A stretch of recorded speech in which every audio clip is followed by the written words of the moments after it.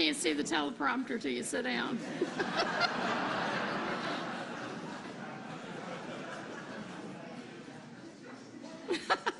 That whole back row had to sit down. Skiing for a moment here. I want to thank Ambassador Rice for the phone call. I had been told a summit was coming, and I said, I can't, I'm babysitting. I can't do that. And she called and said, President Biden would like you to introduce him. I said, let me make some phone calls.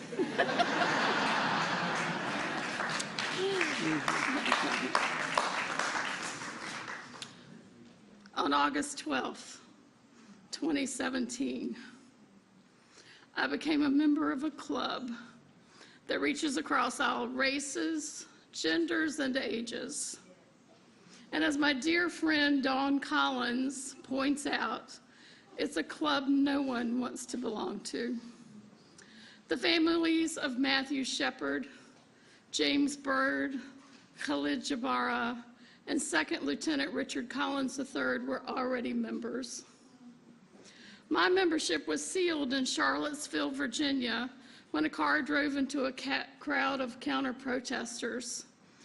The driver admitted in court that it was a crime of hate, an attempted mass murder that only killed one person, and that person was my daughter, Heather Heyer. The car that struck her ruptured her abdominal aorta in 4 places at once.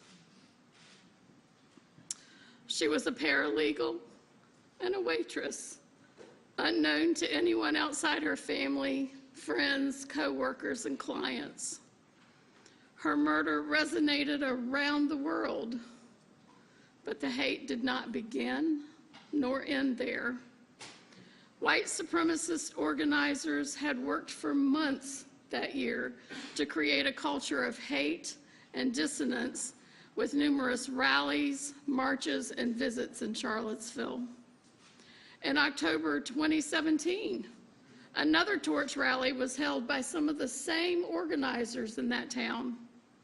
To this day, white supremacist stickers are often placed at the site of her murder and on the University of Virginia campus, along with recruitment flyers, as noted by Charlottesville racial justice anti-racism activists.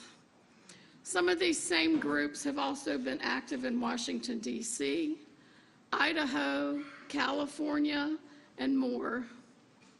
The truth is that the loss my family has suffered is part of a bigger story. According to data from the ADL in 2021, anti-Semitic incidents reached an all-time high. And across the country, hate crimes are on the rise.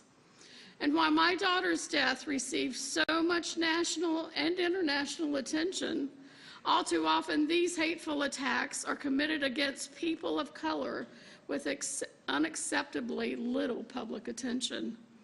And that's why this summit is so important. We're here to share our experiences and our strategies to combat hate. But it must continue beyond today. Governments, corporations, communities, and organizations must continue to move forward in ways that pull us all together. We must shine the light of truth, justice, and equity on this issue and reject those who want us to live in fear of our fellow man. For as long as hate thrives, more parents will be inducted into that club. I want to thank the Arab American Institute, the Lawyers Committee, the Leadership Conference, and Southern Poverty Law Center who supported me and my family through this. And I want to thank the Anti-Defamation League, the National Urban League, Asian Americans Advancing Justice, LULAC, and the National Action Network for calling this summit. And I want to thank each and every one of you for taking the time to join the summit today, because you are proving that together we can come together to conquer hate. Finally, I would like to thank the man who has kept his promise to me to honor my daughter and the memory of so many to bring about change, President Joseph Biden.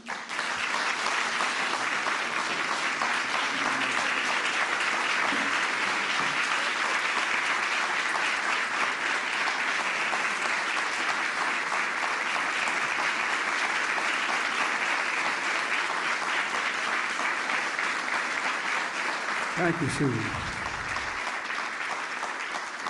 Thank you. Please be seated. Thank you for that introduction. And, many of you have lost parts of your heart and soul yourselves. And you know that although moments like this where we are working like the devil to see to it other people don't go through the same thing, as Susan knows, it just brings back everything. It's hard to stand up here and recall exactly what happened without it all flooding back as if it was happening again. So Susan, thank you not only for your words, but for your courage. I really mean it. Thank you, thank you, thank you.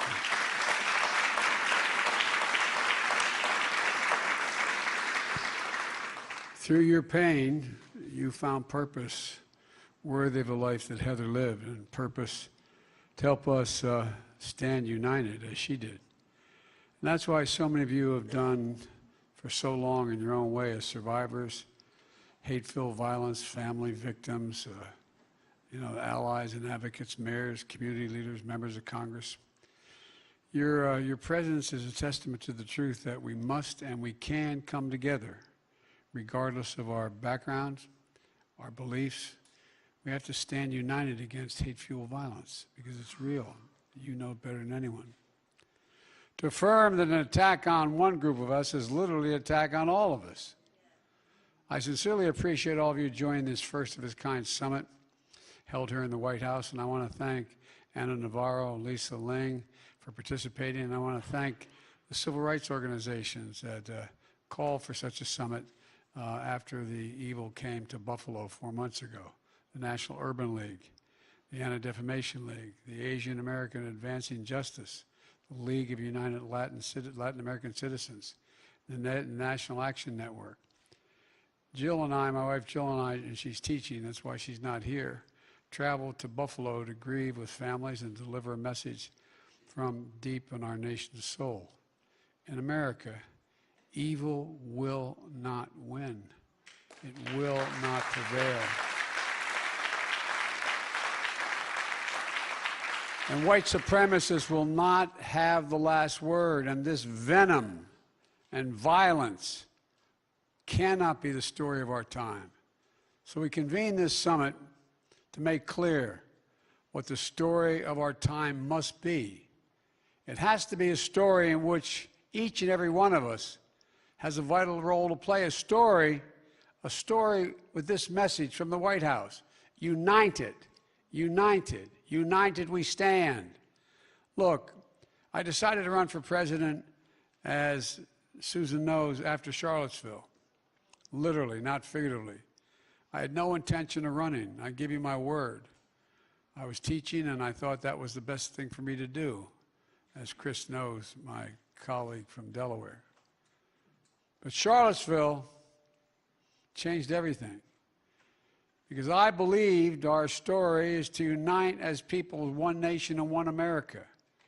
When those folks came out of that field carrying torches, the United States of America, carrying torches, chanting the same anti-Semitic bile that was chanted in Germany in the early 30s, accompanied by white supremacists holding Nazi flags. And I thought to myself, my God, this is the United States of America, Senator. How could it happen? No, I really mean it. As my friends in the movement, civil rights movement know, I got involved in politics because of civil rights as a kid. But the idea that in the first quarter of the 20th century, we had people coming out of fields carrying torches, Nazi flags and banners, chanting the bile, accompanied by white supremacists. David Dukes and his crowd. And an innocent young woman is killed.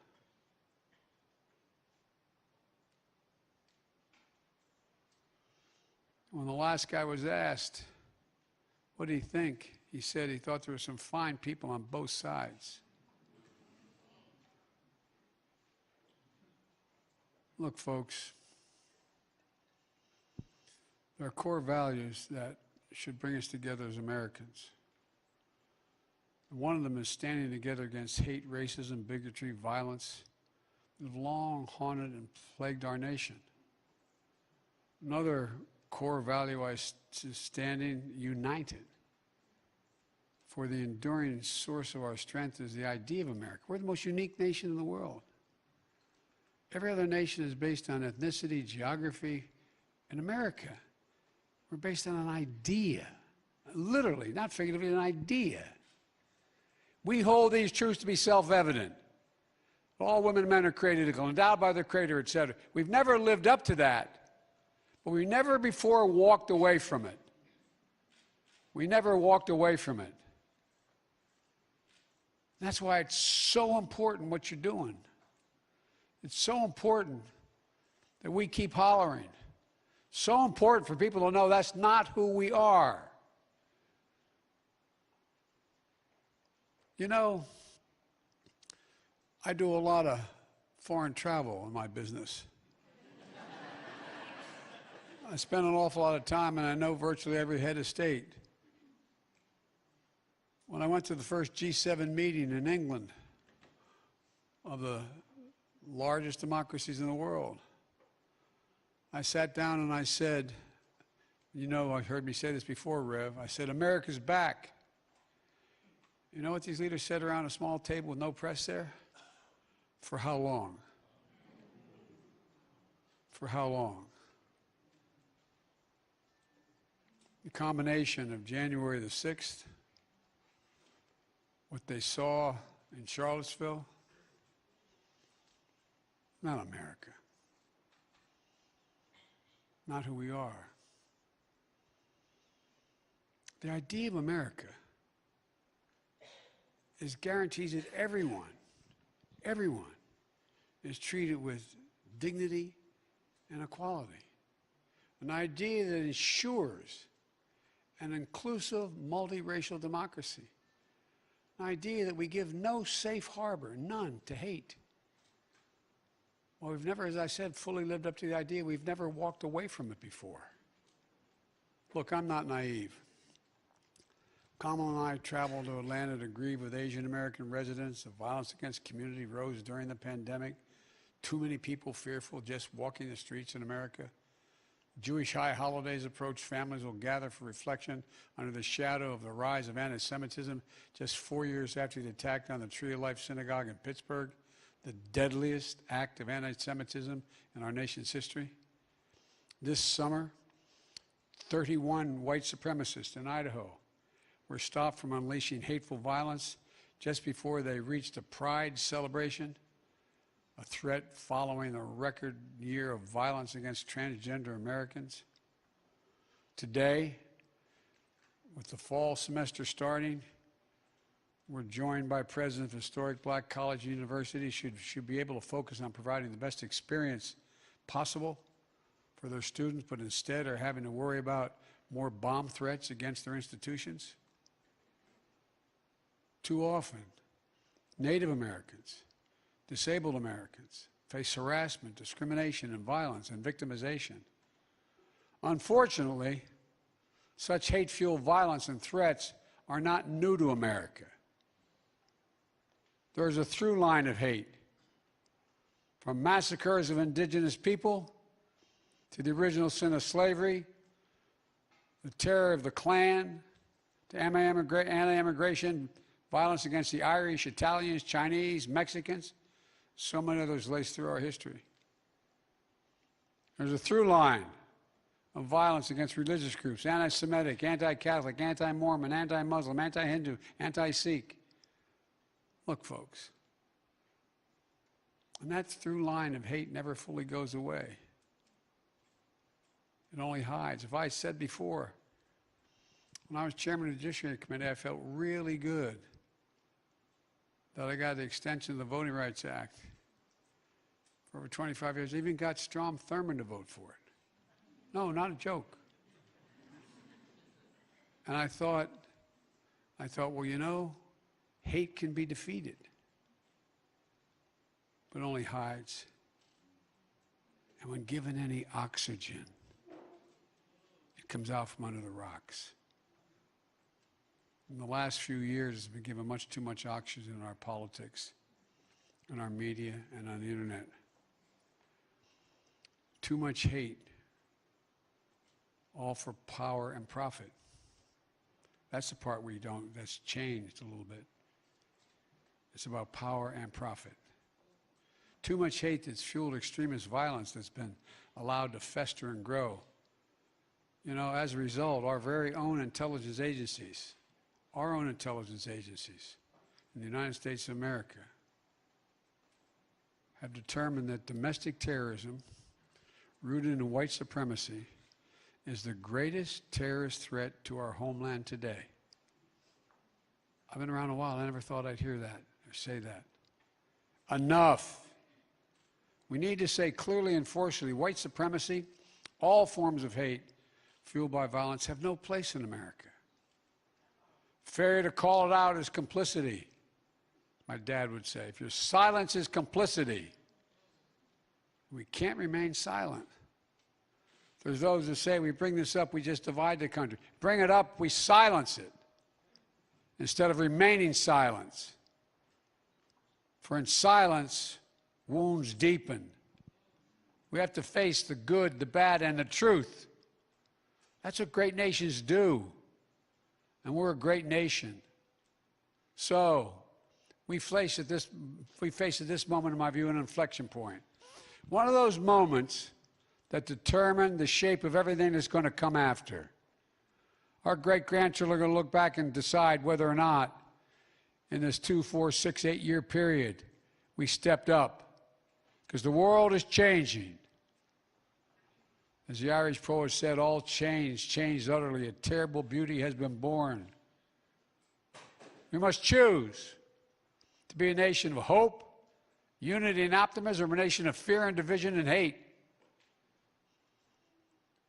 And we choose, as we do, we know this: hate-fueled violence is born into the fertile soil of a toxic division. And we won't solve the problem by going after the extreme fringes alone. We have to confront the ways in which our toxic division fuel this crisis for all of us. Our differences certainly don't turn a fellow American into a sworn enemy. Building bridges across divides doesn't mean we're sacrificing our own beliefs and our core values. To be a nation of hope and unity and optimism, we have to recognize that we're not helpless in the face of hate and fuel violence. We're far more united than we're divided, but we have to focus on it. In fact, the vast majority of Americans are overwhelmingly united against such violence. The vast majority of us believe in honesty, decency, and respect for others, patriotism, liberty, justice for all, hope, and possibilities. And I know we can do this together. I really mean it. We can do this together. Last year with Susan here at the White House, I signed a bipartisan COVID-19 Hate Crimes Act that included provisions named after Heather that are going to help state and local law enforcement better identify and respond to hate crimes. Earlier this summer, I signed into law a bipartisan Safer Communities Act, the first major gun safety legislation in 30 years.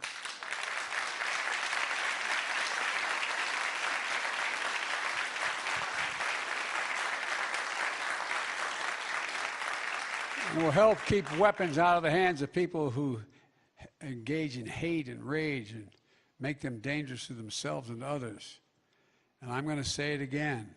I am not going to stop till we ban assault weapons. We have to ban assault weapons. I mean it. We did it once before. And when we did, mass crimes plummeted. My first day in office, I directed my national security and homeland security team to develop a first-ever national strategy for countering domestic terrorism. The goal is to improve and enhance our understanding of this growing threat within our country, prevent people from being mobilized to violence, to counter the relentless exploitation of the internet to recruit and mobilize domestic terrorism. And there's more we have to do together for the whole of government approach and a whole of nation approach. That's why today we're launching a new White House initiative on hate-motivated violence. We're going to use every federal resource available to help communities counter hate-fueled violence, build resilience, and foster greater national unity. For example, trainings on identifying, reporting, and combating hate-fueled violence for local law enforcement agencies, workplaces, and houses of worship. Partnerships with schools that help them address bullying and harassment. I'm calling for a new era of national service through organizations like AmeriCorps to foster stronger communities and bridge divides in our society. And I'm calling on Congress to do its part. Raise the living allowance for national service positions to the equivalent of $15 an hour.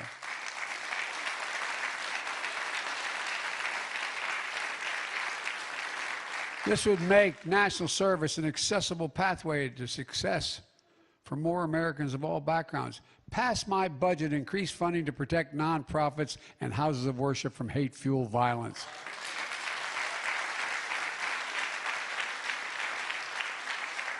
And hold social media platforms accountable for spreading hate and fuel violence.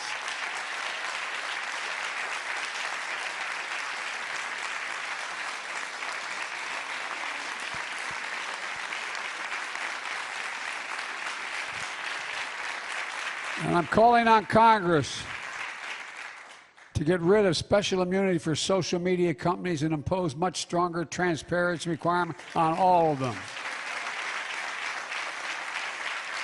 But folks, it's not just the federal government that can act. Everyone has a role to play in this story, whether you're a researcher seeking to understand the causes of hate-fueled violence, a philanthropist seeking to fund that research, or a concerned neighbor bearing witness to it and most collectively condemn those seeking mainstream violence or the threat of violence. Look, as part of this summit, nonprofit organizations like the Interfaith America, Habitat for Humanity, and the YMCA are launching new nationwide training to teach 10,000 Americans how to become bridge builders in their communities. And the U.S. Conference of Mayors is spearheading a compact with over 150 mayors, and Democrats, Republicans, and independents to address hate-fueled violence in their communities.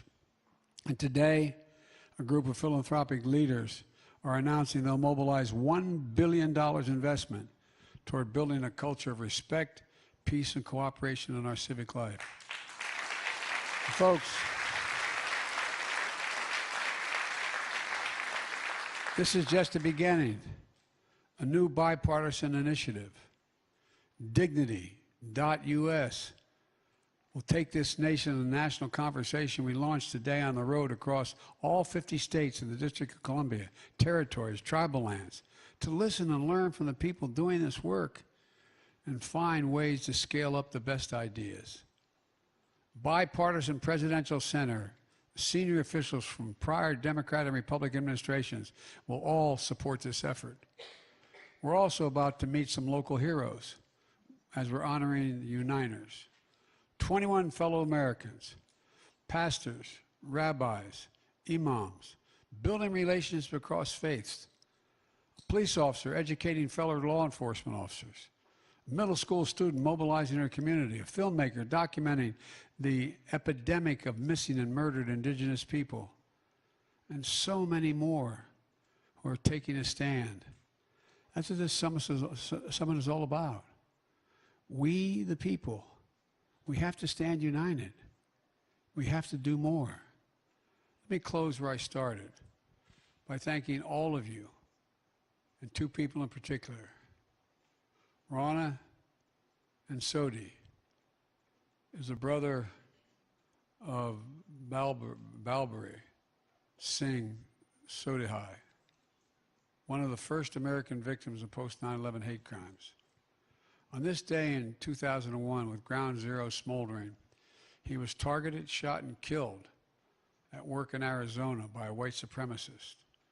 To honor his memory, last year during the Asian American History Month, here at the White House, we displayed the turban he used to wear with pride. Miss Sarah Collins Randolph is also here today. On this day in 1963, her sister, Addie Mae, was one of 4 little girls preparing for Sunday school who were murdered by white supremacists in the 16th Baptist Church bombing in Birmingham, which I visited. Miss Collins Rudolph survived the bombing, but still carries the scars of that blast. Miss Collins Rudolph, I'm honored to see you here again. Thank you for being here. I visited the church on this day in 2019, and I'll visit it with you and always remember what happened. All these years later, Miss Randolph, Mr. Sodhi, providing the evidence that we need, proving that grief is universal, but so is hope and so is love. My fellow Americans, we remain in the battle for the soul of our nation. When I look around at all of you here today, I know we'll win that battle. I know we'll win it. The power is within each of us to transform the story of our time, to rise together against hate, to show who we are. We are the United States of America, and there's nothing beyond our capacity. And one of my reasons for optimism is the young people in this country. They're the least prejudiced, most volunteering, least, how can I say it, least likely to find blame, and most likely to get engaged. We have to organize them, just like our generation was organized in the civil rights days. And we can do this because the violence and the haters are in a minority. But unless we speak out, it's going to continue. It'll continue. And folks, we cannot be intimidated by those who are talking about this as somehow we're a bunch of wacko liberals who are engaged in this new. I mean, think about how it's characterized. We have to stand up. And I'm confident we will. Thank you all for being here. And Susan, thank you for organizing this.